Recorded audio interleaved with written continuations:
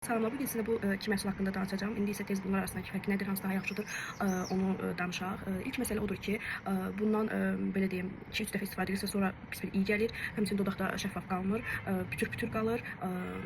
Həmçinin verdiyi rəng də qəşəng bir qəhvəyi tonlarda deyil, dodaqda çox da qəşəng görsənmir. İkinci isə bu məhsuldur. Bu məhsulla demək olar ki, təxmini eyni tərkibi daşıyır, amma bu məhsul dodaqda çox qəşəng qalır, çox gözəl iyi var.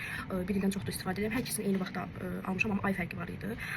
Bunu ilk dəfə istifadə edən məmnun qalırsan, artıq davamlı istifadə etsən nəmləndirməsi çox yaxşıdır. Dodaqlar bir-birinə yapışmır, teksturası şüşə kimidir.